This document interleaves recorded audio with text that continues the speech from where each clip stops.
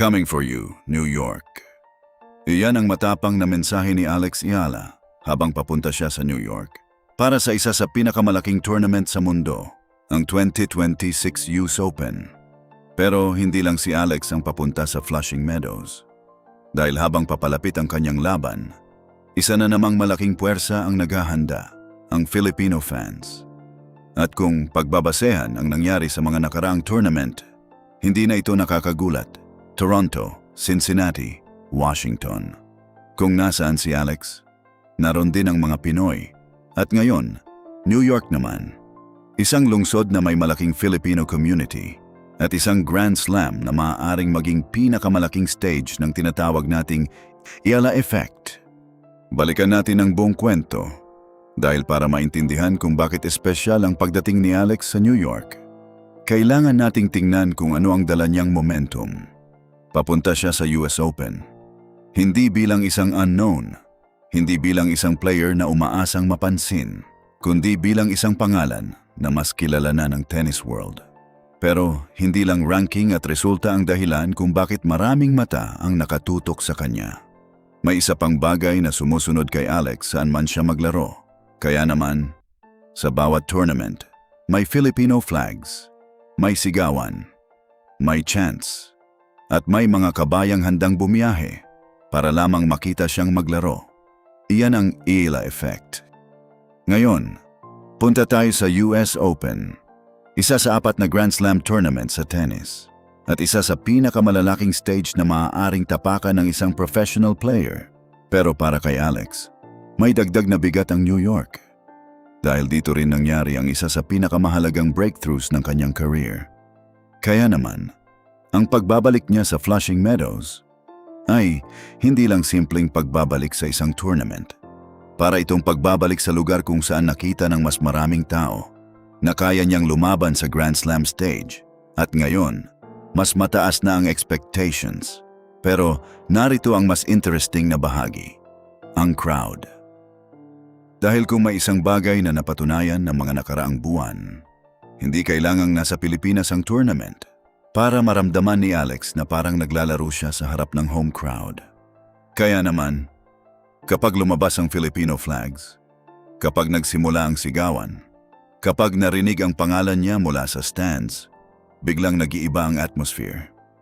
Hindi mo na mararamdamang libu-libong kilometro ang layo niya sa Pilipinas. Dahil dala ng mga kababayan natin, ang Pilipinas papunta sa kanya. At ngayon, New York City ang susunod na malaking stage. At hindi maliit ang Filipino community sa New York metropolitan area.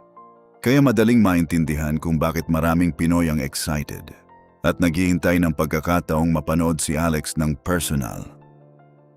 Kaya naman, kapag dumating ang araw ng kanyang laban, huwag nang magulat kung makakita tayo ng Philippine flags, Filipino shirts, at malalakas na, "Let's go, Alex!" sa loob ng Flushing Meadows. At may isa pang interesting na parte ng kanyang US Open campaign, mixed doubles. Hindi lang singles ang pagkakataong makita si Alex sa malaking stage, kasama rin sa US Open story niya ang partnership with Felix Auger-Aliassime. Kaya naman, isa itong panibagong challenge, ibang dynamics, ibang strategy, at ibang klase ng pressure. Pero isa rin itong pagkakataon para ipakita ni Alex ang versatility ng kanyang laro. At tingnan natin ang momentum na dala niya. Hindi naging perfect ang lahat ng tournaments. May mga panalo, may mga talo, may mga pagkakataong kinailangan niyang lumaban hanggang sa dulo. Pero yun mismo ang mahalaga. Dahil hindi na isang magandang tournament lang ang pinag-uusapan. Ang pinag-uusapan natin ngayon ay consistency. Tournament after tournament. Match after match. Mas nakikilala si Alex at mas nagiging komportable siya sa pinakamalalaking stage. At syempre, hindi natin maaaring pag-usapan ang momentum niya nang hindi binabanggit ang Washington. Dahil doon, hindi lang siya nakagawa ng magandang run. Nanalo siya. Kaya naman, ang confidence na dinadala niya papuntang New York ay ibang-iba. May patunay na siya sa sarili niya na kaya niyang manalo laban sa elite competition. At kapag naranasan mo na iyon, Nag-iiba ang pananaw mo sa sarili mong laro. Pagkatapos, Cincinnati. Hindi lahat napunta ayon sa gusto niya. At iyon ang reality ng tennis. Kahit gaano kaganda ang momentum, may darating na mahirap na laban. Kaya naman, ang mahalaga, nakakuha siya ng panibagong experience. At ngayon, dala niya ang mga lesson na iyon papuntang New York. Mas experienced, mas prepared, at mas aware sa level na kailangan niyang ibigay. Pero bumalik tayo sa tinatawag nating Ayala Effect. Ano ba talaga yon? Hindi naman opisyal na statistic, hindi ranking, hindi trophy. Ito ang phenomenon na nakikita natin. Kapag naglaro si Alex, biglang lumalabas ang Filipino community. Mga kababayang matagal nang nakatira abroad. Mga pamilyang magkakasamang nanonood. Mga batang unang beses nanonood ng tennis. At mga fans na handang bumiyahe para makita ang isang Filipina na lumalaban sa world stage. At iyon ang mas malaking kwento. Dahil hindi naman bagong sport ang tennis. Ilang dekada na itong may mga global superstar. Pero para sa maraming Pilipino, bago ang pakiramdam na ito. May isang Filipina ngayon na maaari nilang abangan sa malalaking tournament. May pangalan silang maaaring isigaw. May player silang maaaring suportahan. At higit sa lahat, may sarili silang representation sa isang sport na matagal nang dominado ng ibang mga bansa. At may dahilan kung bakit maaring maging espesyal ang New York. Dahil hindi ito ordinaryong stop sa tennis calendar. Ito ang US Open, Arthur Ashe Stadium, Flushing Meadows. Isa sa pinakamalalaking stages sa sport. Kaya naman, kung lumabas ng malakas ang Filipino support dito, mas maraming tao ang makakakita, mas maraming camera, mas maraming international viewers, at mas malaki ang pagkakataong marinig ng buong tennis world kung gaano kalakas sumuporta ang Filipino fans. Pero may isa pang pagbabago. Hindi na lang Pilipino ang nakakapansin kay Alex. Kaya naman, habang lumalaki ang kanyang career, lumalaki rin ang international attention, tennis fans, media, sponsors, at kapwa professional players.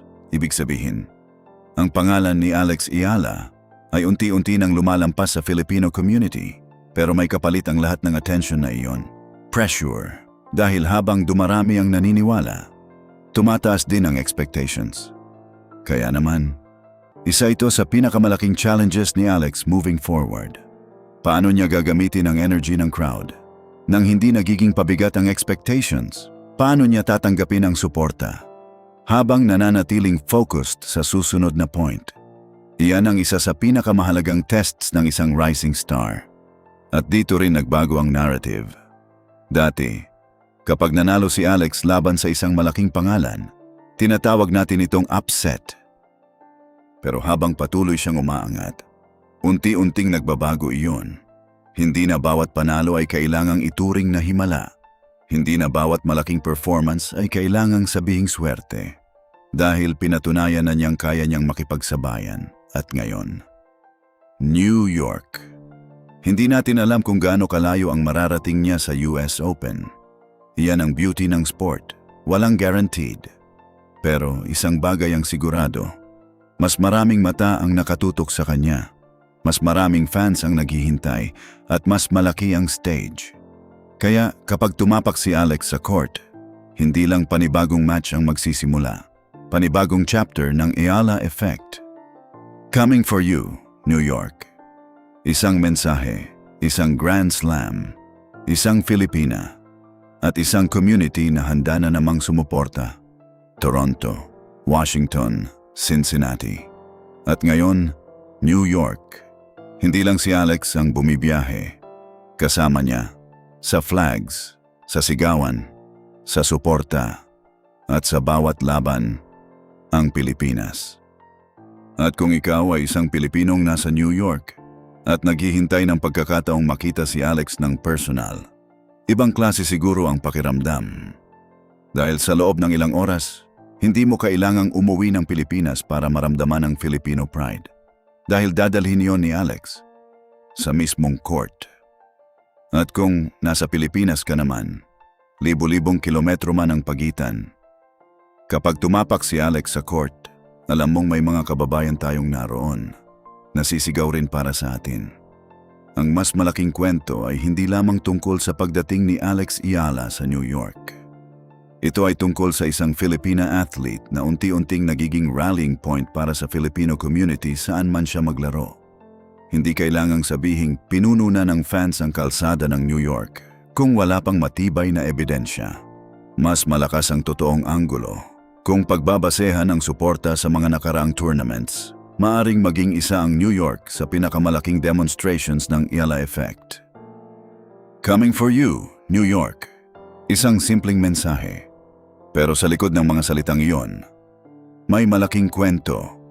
Isang Filipina na dati ay nangangarap lamang makapasok sa pinakamalalaking tournament. Ngayon, mas mataas na ang expectations. Mas malaki na ang audience. At mas maraming tao ang nakakakilala sa kanyang pangalan. Mula Washington hanggang Toronto, mula Cincinnati hanggang Flushing Meadows. Kung nasaan si Alex, parang sumusunod ang Pilipinas. Hindi dahil obligado ang mga Pinoy, kundi dahil sa bawat laban, may nakikita silang bahagi ng sarili nila sa kanya. Isang kababayan, isang Filipina na lumalaban sa pinakamalalaking stage sa mundo. At ngayon, New York ang susunod. Hindi natin alam kung hanggang saan siya abot. Hindi natin alam kung ilang laban ang mapapanalunan niya. Pero kapag tumapak siya sa court at nagsimulang lumabas ang mga bandila ng Pilipinas, kapag narinig ang sigaw na, "Let's go, Alex!" malalaman natin na ang Eala Effect ay hindi lang tungkol sa isang tennis player. Ito ay tungkol sa isang buong community na sa bawat lungsod, sa bawat tournament at sa bawat malaking stage ay gustong sabihin sa kanya, "Alex, nandito kami." At ngayon, New York naman.